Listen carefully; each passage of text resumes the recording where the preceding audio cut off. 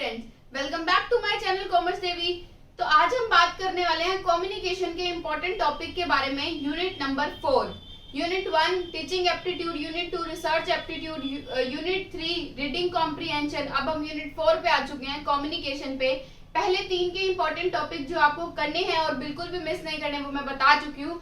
आज मैं आपको कम्युनिकेशन के टॉपिक बताऊंगी जो आपको बिल्कुल मिस नहीं करने हैं। उससे पहले चैनल को सब्सक्राइब जरूर कर दो।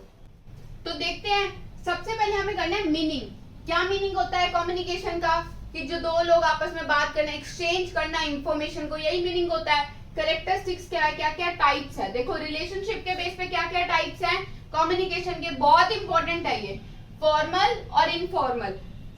फॉर एग्जाम्पल कि एक कंपनी में एक एम्प्लॉय अपने बॉस से बात कर रहा है फॉर्मली किसी काम को लेके, तो वो क्या है, फॉर्मल कम्युनिकेशन हो जाएगी। और वही इनफॉर्मल कम्युनिकेशन कैसे हो जाएगी कि कहीं बाहर दो फ्रेंड्स आपस में बात कर रहे हैं, या फिर घर में हम अपने भाई बहन से बात कर रहे हैं, तो वो क्या हो जाती है, इनफॉर्मल कम्युनिकेशन हो जाती है। ठीक है, अब देखो फ्लो ऑफ डायरेक्शन। डायरेक्शन के बेस पे अपवर्ड कम्युनिकेशन क्या होती है कि नीचे से ऊपर जाना, अपवर्ड ऊपर जाना। मतलब एक एम्प्लॉय अपने बॉस से बात कर रहा है तो वो अपवर्ड हो जाएगी। और डाउनवर्ड क्या हो जाती है, डाउनवर्ड का मतलब है कि जब बॉस अपने एम्प्लॉय को कुछ इंस्ट्रक्शंस दे रहा है, कुछ बात कर रहा है, कुछ कम्युनिकेट कर रहा है, तो वो क्या हो जाएगी, डाउनवर्ड कम्युनिकेशन हो जाएगी। और होती है डायगोनल, कोई भी आपस में किसी से भी बात कर सकता है कैसे भी, तो वो क्या हो जाएगी, डायगोनल कम्युनिकेशन हो जाती है। ठीक है, अब कुछ और भी क्या है कम्युनिकेशन के टाइप्स हैं, ये भी रिलेशनशिप के बेस पे ही हैं।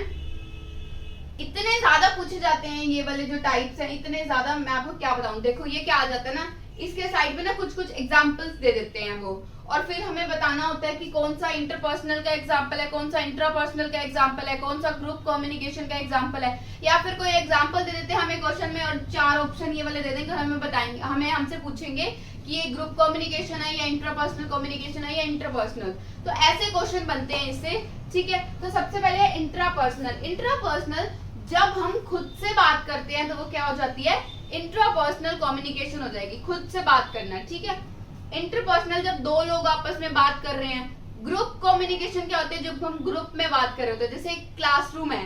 ठीक है, क्लासरूम में जो बच्चे आपस में, मतलब हम टीचर सबको पढ़ा रही है, सब आपस में कुछ डिस्कशन कर रहे हैं, तो वो क्या, वो ग्रुप कम्युनिकेशन हो जाती है। और वही मास कम्युनिकेशन क्या होता है, मास कम्युनिकेशन का मतलब होता है नंबर ऑफ पीपल के पास जब हम कुछ इंफॉर्मेशन पहुंचाते हैं, तो वो क्या हो जाएगी, मास कम्युनिकेशन। जैसे कि टीवी पे कोई ऐड आ रही है, तो वो क्या हो जाएगी, मास कम्युनिकेशन हो जाएगी। ठीक है, उसमें कोई फीडबैक थोड़ी मिल रहा है उसी टाइम।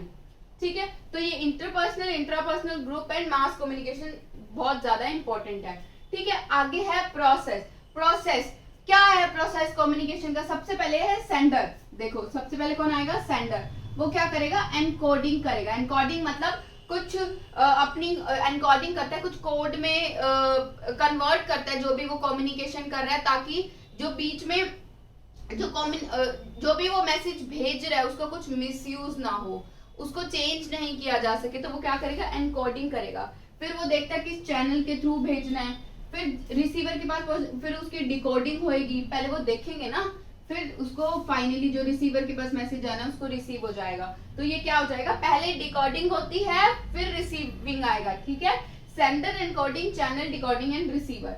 देखो 7 C's ऑफ कम्युनिकेशन। नेक्स्ट है 7 C's ऑफ कम्युनिकेशन।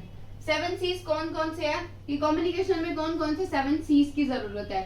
सबसे पहले कम्युनिकेशन क्लियर होनी चाहिए, कंक्रीट होनी चाहिए, करेक्ट होनी चाहिए, कोहेरेंट होनी चाहिए, कंप्लीट होनी चाहिए, कंसाइज होनी चाहिए और कर्टसी होनी चाहिए। समझ आई, ये सारे क्या हैं, 7 C's ऑफ कम्युनिकेशन।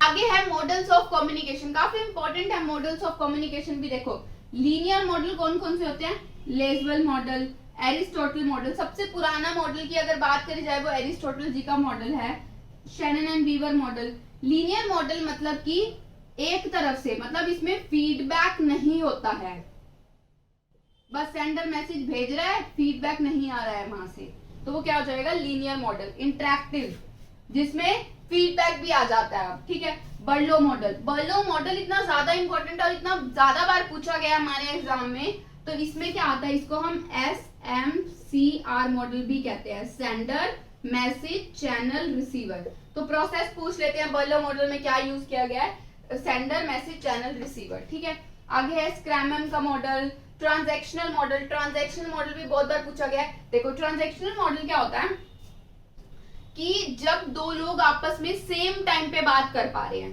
ठीक है, जब हम किसी से डिस्कशन कर रहे हैं, मानो फॉर एग्जाम्पल, पहले हम मेरा एग्जाम्पल लेते हैं कि मैं आप लोगों को पढ़ा रही हूँ, आप मुझसे अभी बात नहीं कर पा रहे, पहले मैं अपनी बात कंप्लीट करूंगी, पहले मैं अपना लेक्चर दे रही हूँ, फिर आप बोल पाएंगे ना, है ना, तो वो हो जाएगा इंटरेक्टिव मॉडल। यही ट्रांजैक्शनल मॉडल क्या होता है, ट्रांजैक्शनल मॉडल में जब एक साथ दो बंदे आपस में बात कर पा रहे हैं या फिर हम कुछ डिस्कशन कर रहे हैं, जब टीचर और स्टूडेंट के बीच में कुछ डिस्कशन चल रहा है और सेम टाइम पे हम बात कर पा रहे हैं, या फिर कई बार हम लाइव आके क्लासेस लेते हैं तो बच्चे साइड में सेम टाइम पे हमारे साथ चैट कर रहे होते हैं और हम उनके आंसर दे रहे होते हैं, वो क्या हो जाएगा, ट्रांजैक्शनल मॉडल में आ जाता है। इंटरेक्टिव में क्या होता है कि एक बार जब एक पर्सन चुप होके फिर दूसरे वाला बोलता है, that is called interactive model. Understood.